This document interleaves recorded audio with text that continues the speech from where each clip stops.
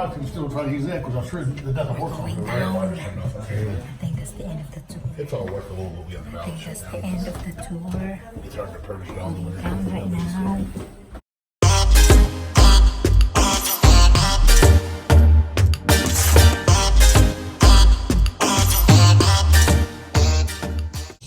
Good morning! Welcome back to my channel. I'm ready to go somewhere today with my husband.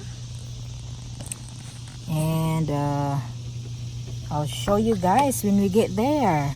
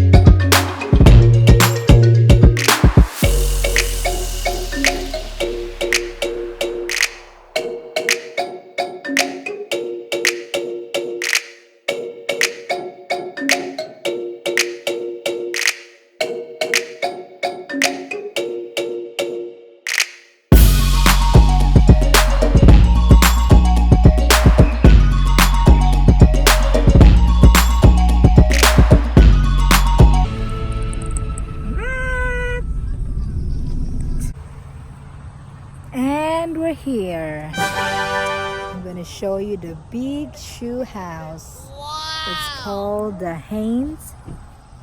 The Haines shoe house. There's a dog one right there. Oh yeah. And I got a dog in. Yeah. Thank you. He said that there's a dog right there. Yeah, that kid was just talking to me. So honey, how do you pronounce it? Haines?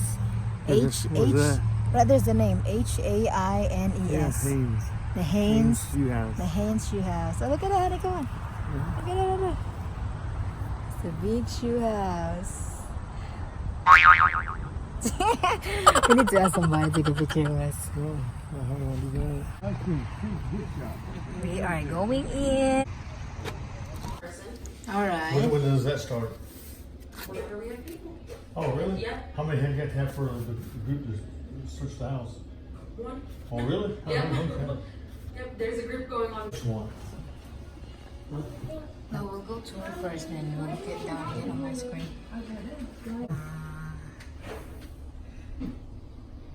Yes, We can get them. We can get them back. Don't you want to make? Yeah, for the house. I'll put this one at the bottom. Okay, you sure? Make sure it's good. There's a mug right there, but it's too small for you. Yeah. Oh, look at that. Yeah. So we $10. And don't get there because you can just put it on. They have their souvenirs. Are you one of the souvenirs? You want a shirt? Yeah, you want a shirt. Get you one. What size you want to get?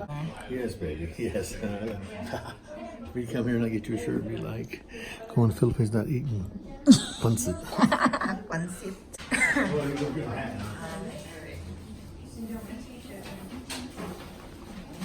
Will you just got enough of advertising for you? Yeah, don't get it.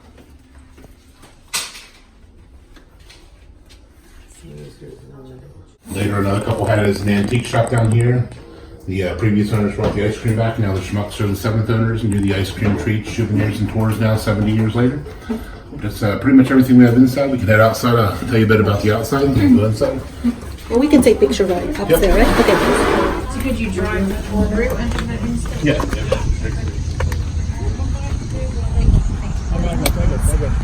Honey is just playing with you.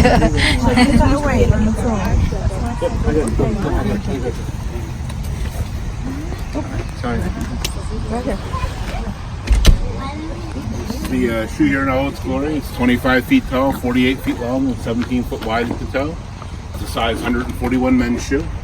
It's designed after Mr. Haines' best-selling men's work boot, and that's what you see in all the stained glass windows up here. So he built it for two reasons. One was to advertise his shoe business. Back then, all the trees and houses down here didn't exist. You could see straight down the Market Street, and that was the old Lincoln Highway before we had Route 30. So everyone coming down the highway would look up and see a big yellow shoe and wonder what it is, and go into town to talk to Mr. Haines, and he'd tell him about his shoe house and talk him into buying shoes.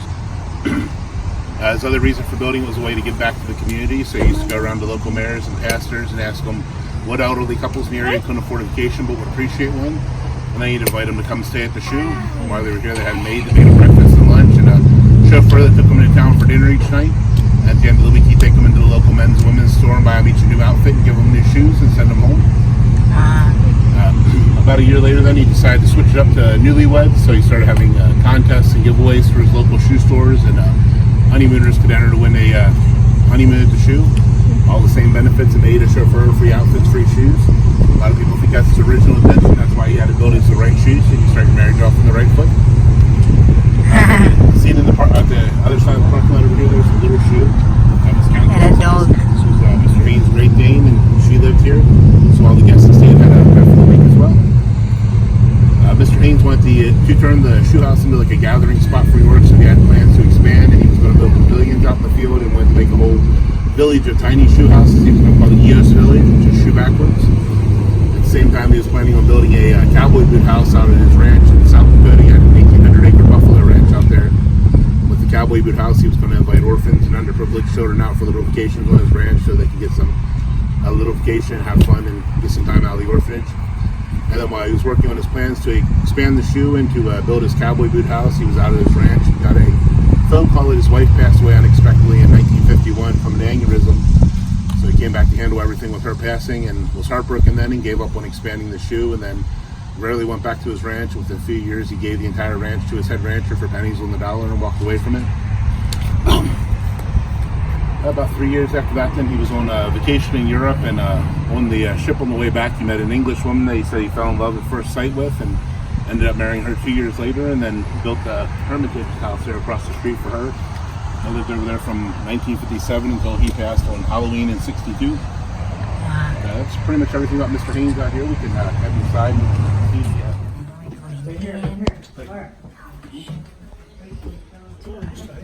Be honest, here. Oh, sweet. That's amazing, isn't it? Yeah, Take pictures or video? I am taking a video. Yeah, look at this. 1949. What's old one there?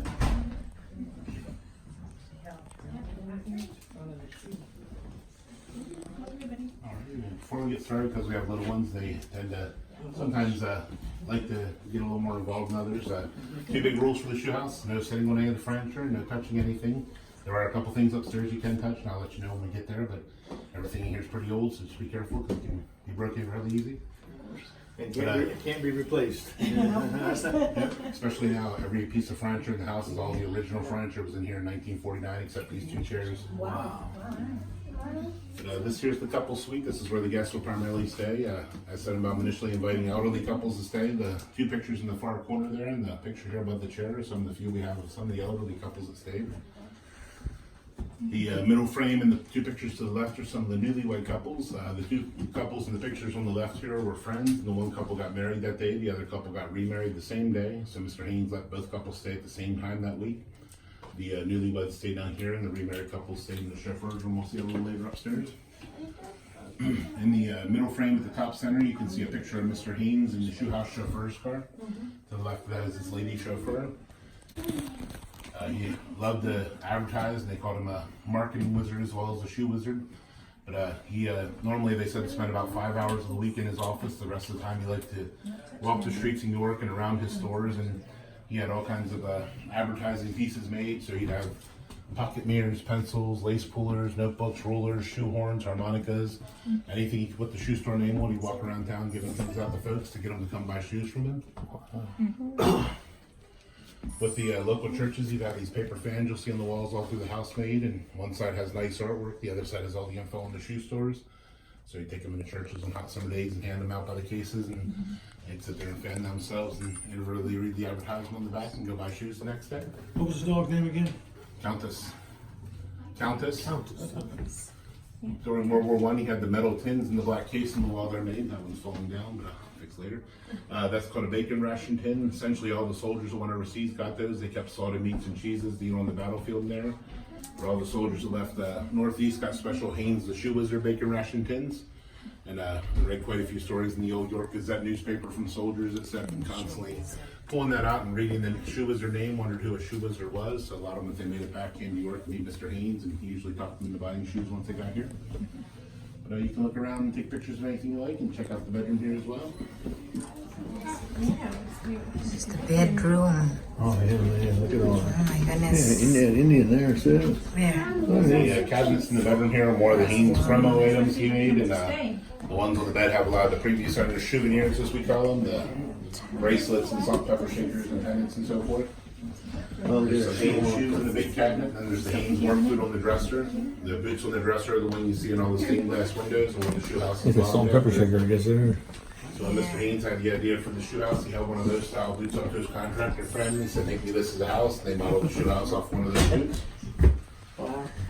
Mr. Haines never made or manufactured any of his shoes. He actually bought them from bigger manufacturers, primarily Hanover Shoes in Hanover, PA. He bought such high volumes, he had the agreement to have to put his face on every shoebox. They can see on the two shoeboxes in the room there. So they had to see on Haines shoes on the bottom of every shoe. So he essentially made a multi-million-dollar fortune off of reselling shoes. Oh yeah, it's pretty. You're gonna be a photographer when you get older, right? And in the room here, then you can see more pictures of the couples that stayed, some pictures of the Bedford store, and some more construction photos, and quite a few pictures of Countess on the frame there by the closet. Well, this one right here, that's just a They're the advertising plans. it's just run of the mill thing. There wasn't no special. No, he made about 1,800 different ones. He just chose random. Where's that? Oh, Oh, sorry, ma'am. Sorry. And then take them to the church and some things to see his advertisement on the back and advertise more. You did a lot of reading, didn't you, brother? I've been reading about Mr. Haines since I was about 10, so for about 30 Wow, years. nice. So you're 40 then, you say, huh? Almost there. His name was John Morrison Haines when he was born. And then his father, Malin, passed away in a horse and buggy accident in Philadelphia when he was a baby. So his mother changed his name to Malin to honor his father. His mother was a businesswoman as well. At the time, she was left with the task of running the family business. They had a big general store in town. She kept it going for about another 3.5 years. Then she decided to close it and pack up her 3 kids and move to Washington, D.C. She felt the bigger city would give her a better place for kids to get a good education, and she wanted to take her hand at opening her own store. In D.C., she had 2 smaller, successful stores, and that later afforded her the opportunity to buy a plot of land closer to the U.S. Capitol, about 8 blocks from the White House, and she built her own 15,000 square foot department store called the Haines 50-in-1 Department Store. To this day, it's still considered the largest department store that was ever run by a woman. Malin worked for her up into his late 20s. He did all the advertising and purchasing for his mother's business, and he'll pretty much do anything she asks. So some days he'd be a salesman, and some days he'd be a stock boy. At Christmas, he'd dress up as Santa and wave the kids, whatever mom wanted. And because of all he did over the years to help his mother's business succeed,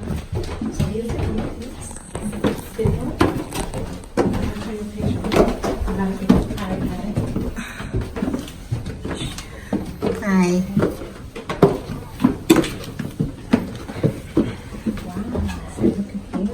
What room is this? This is shoelaces room.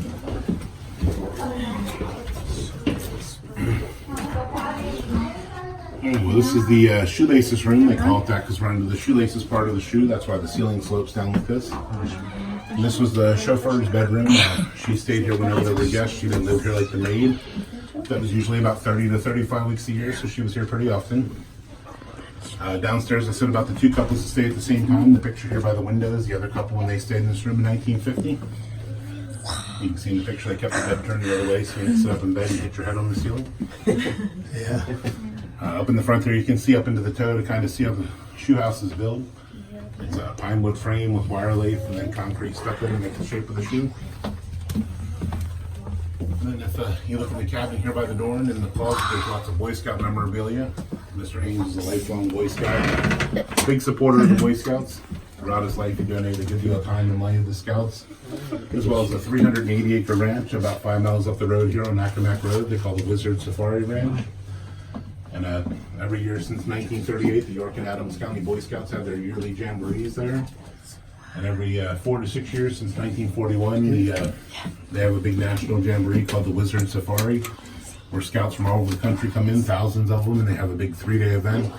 And they can earn special merit badges like you can see in the bottom of the cabinet here with in memory of Mr. Haines. When Mr. Haines was alive, they called him the Haines Safari, and he would spend a good deal of time on the ranch whenever the boys were in town.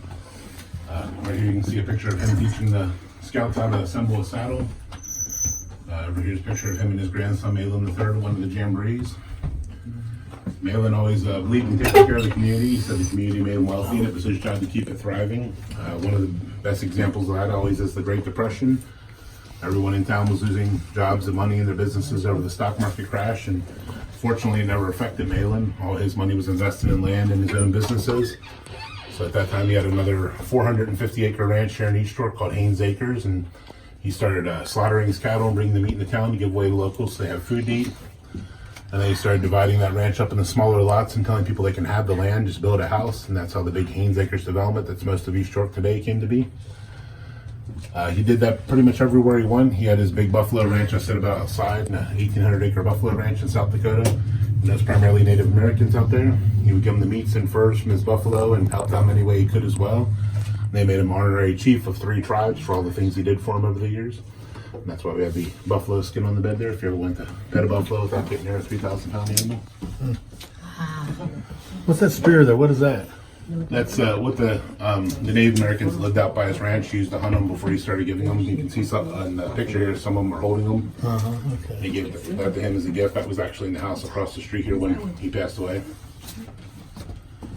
But that's pretty much everything in this room here. We'll head up to the main room when you're ready. Eat some more meat. Guys, that's the original shoe house mailbox. Original shoe house mailbox. Original shoe house mailbox. Can you imagine that way back before their mailbox is in the bathroom? Or they just put it here in the bathroom?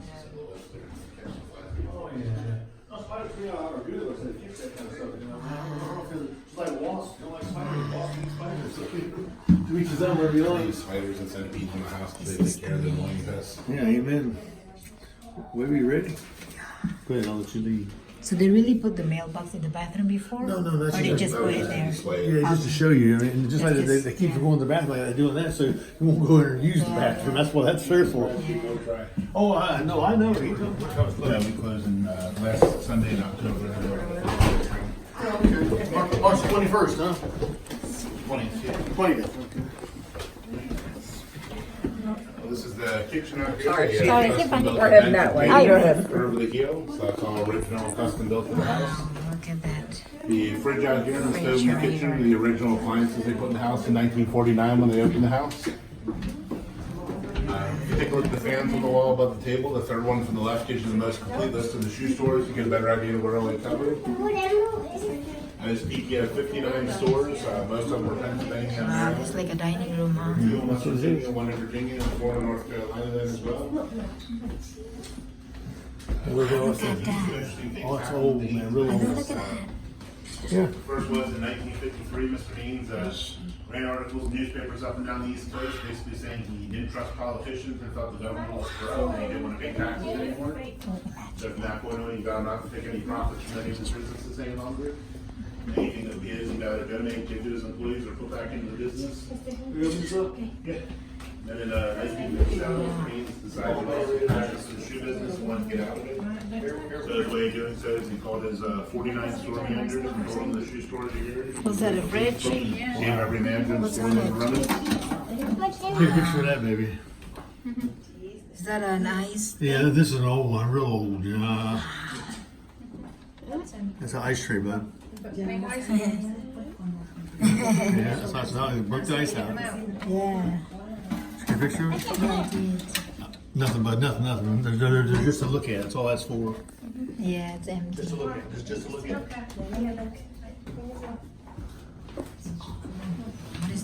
York, Copoli. Doing his business to his employees. Mr. Haines more or less retired. He focused on spending time with his grandkids and taking them on trips. And he was a snowbird, as we call him. So he had a house in St. Petersburg. Out here is some of what he did in St. Petersburg. Down there they have a softball league Mr. Haines always enjoyed. Started in 1931 called the 3/4 Century League. It's called that because you have to be 75 or older to play. Mr. Haines played for 6 seasons. He was 82. He set a home run record in the league with 21 home runs. For the Dogs represented his past defender, the Bulldogs, for every home run he hit that season. He had 21 home runs at 82 years old and a 593 batting average. And he retired the next year at 83 with the caveat that if anyone broke his home run record, he'd come back and break it again. So when he was 85, a player who played that year beat his home run record with 23 home runs. So Mr. Haines came back to the 3/4 Century League at 86 years old and played again that season. That season he got 26 home runs and had a 691 batting average, and that record still stands to this day since he set it in 1961. So he was always known for being a healthy and active guy, and then unfortunately the next year at 87 years old he developed an infection in one of his kidneys and went into the York Hospital to have it removed. His operation went well, but the infection then spread to his heart. He suffered a heart attack on Halloween in '62 and passed away. By then, though, he pretty much outlived his whole family. His daughter was born during the influenza epidemic, and she died of Spanish influenza when she was 2. His wife from an aneurysm in 1951. His youngest son from a heart attack in 1960. His oldest son was still alive and lived in 1966, but he had a lot of difficulty socializing and keeping jobs because almost the entirety of the Vietnam War he was a prisoner of war, so he had a lot of PTSD or shell shock issues. But when his younger brother, Malin II, passed away, he left a good chunk of his estate to his older brother to take care of him for the rest of his life. And then when Malin passed away, Malin gave away absolutely everything. He gave away all his land, all his properties, his cars, his yacht.